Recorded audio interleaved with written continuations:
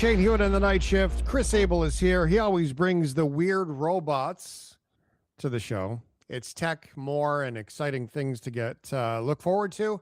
RealChrisAbel.com, RealKrisabel at RealChrisAbel as well. Shows up as are you a brother here today? One of the blues kind? What's happening there, Chris? Yeah, it's dark here on the night shift, and I'm wearing sunglasses.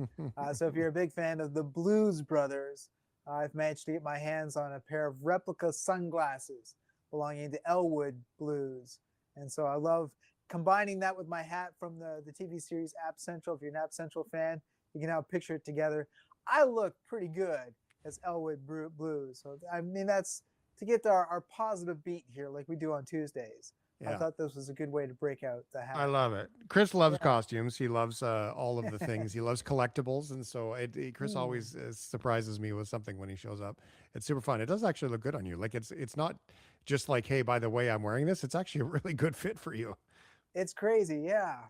I like that. It's like, I got to buy more stuff from movies. I think it Do you works feel like you better. got a different attitude? You got a different swagger I going on today? Or what? do. Totally. Yeah. Yeah. I like this. All right. Chris likes to bring us the tech and he brings us weird robots. We have weird robots and weird robots in Canada too for this one, Chris. Yes, it's nice to finally have a story of what's happening in Canada. We are talking about humanoid robots. So, Toyota Canada, which has one of the largest automotive factories in North America in Woodstock, Ontario, has finally decided to pull the trigger, make the decision, and add humanoid robots to their factory. Now, they're only adding three, but it's a start. They went and assessed all the different humanoid robots that are available from different companies, and I know them all now from reporting. And to my shock and surprise, Shane, the model that they chose is named Digit. So, of all the robots out there, they chose one that's kind of short in stature, has big, huge, bright lamp eyes.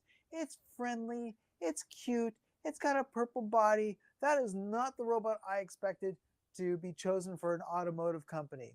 But they said they assessed all the different ones. They went past all the large industrial robots that look like Terminator that you would expect would work at a car company.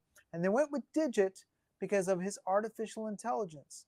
They said with Digit, whose job is basically to get these containers full of parts, bring them over to the assembly line, and feed the workers with the parts they need to be able to do their job.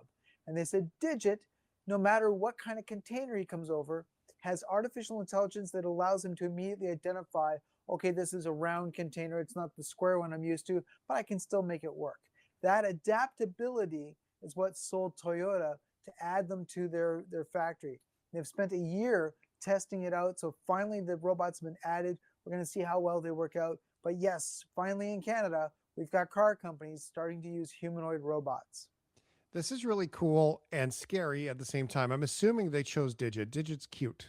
He is And very cute. so Yeah. if you're going to put Digit in some of the photos of the article, Digit's working alongside people. So it's probably far less intimidating to put in a friendly looking robot as opposed to this big scary one because this is going to affect how they do the jobs and it's going to change the workflow of things. And as opposed to scaring the crap out of everybody, I'm assuming this is a nice soft way to start to introduce new technology without scaring people. Yeah, Digit is made by a company called Agility Robotics. And when Digit first came on the scene, the idea was that this was a robot that would be suitable for working in hospitals, in hotels, in kind of people-oriented environments. So that's kind of what I thought was going to happen with this robot. To suddenly find it appearing in Canada, working on an assembly line for cars in one of the largest factories in North America, that's a shock to me. So I'm learning something new. Okay, cool stuff. All right. Well, we will see where it goes. That's for sure. He's cute though. Full credit. He Okay, is. next with Chris Abel, going to a cafe. Now, we often will say, yeah, just go get unplugged, right? Like cafes, they have Yeah. Wi Fi for the work from homes and the second office, the third office, that kind of thing. And then now we saw cafes that were unplugged, man, like just no Wi Fi in my cafe. And then we saw the disco cafes now. You see these on weekends where at 10 o'clock in the morning, it's a full on rave happening in the cafe because you just go have your coffee, get a dance, and then off you go. This is fun. And it turns out there's another completely different than all of those cafes that you have. In Stockholm, Sweden, A group of researchers want to answer the question I'm sure some people have thought of: can you use artificial intelligence to run your business?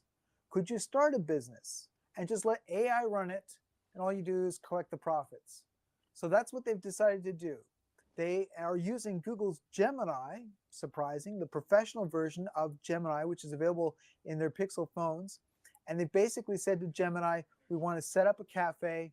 You decide what we do. You're going to have, I think it's $25,000 as capital. You start making the choices. And so they decided to call the AI that was assigned to this Mona. That's the name of the AI. And Mona decided, okay, this is going to be the logo. This is going to be the menu. This is going to be the food, the drinks that we're going to be serving. And then Mona actually, as an AI, went online and then acquired all the needed permits, the licenses that are required for the cafe. Mona even came back to the owners of the cafe and said, I think I need to hire some human staff. And they said, go ahead.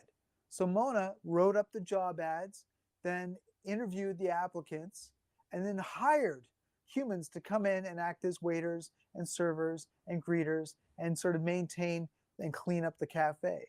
So Mona's been running the cafe now for just over a week. If you walk into the cafe and you say you want to talk to the manager, the staff will point to a phone that's on the wall. You go over and pick it up, and Mona will talk to you and answer your questions about it. And because this is meant to be an experiment and people are to follow, they've got a big monitor on the wall that explains the experiment, but also shows the profitability that the business is showing. Is Mona actually running the business well? Is it making money? Are things okay with the staff? It's a crazy experiment. It's only been running for a week now. We'll have to see just, is this going to work? And will be other people be tempted to do that and use Google's Gemini to run a business for you? That's a very scary notion to think. Are we working for the computers or the computers working for us? Chris Abel is here. Many people say power washing is a great way to unwind, and that now has a tech spin on it. Yeah, there's this game. It's been out for a while called Power Wash Simulator. And so it literally is a case where you've got a very dirty truck or a very dirty house. And you get this power wash, this large hose that, shoots out water at a very high pressure and just pressure off all the grime, the dirt, and over time, make it beautiful, make it clean, make it gleam. It's become a popular game as a way to unwind. You come home after a busy day and just start cleaning off large trucks, sports cars, airplanes, things like that. Well, it's now up to a sequel, Power Wash Simulator 2. And it's available for all the systems, PC as well as Xbox, PlayStation. But what I love is that this summer they're going to offer an expansion where you can start to do this power wash thing with Star Wars vehicles and locations. And Star Wars, of course, which is famous for inventing dirty space, all their vehicles in their worlds tend to have lots of grime and dirt, seems to be a perfect match for sitting there and spraying off X-Wings and Y-Wings and TIE fighters and stuff like that. You can imagine you've got ships that have bantha poo and alien vomit on them, and you're kind of spraying it off. I find that very funny. Or you could go spray power wash your neighbors and help them out and clean their fence. I suppose it could get real life too. But it's tech and it's fun, and that's why we're here with our very own Chris Blues. Chris Abel is with us, Blues Brothers in full effect on the show tonight. RealChrisAbel.com, at RealChrisAbel. Also check out his YouTube channel as well for all of the things tech. Great stuff, Chris. I love it. Well done.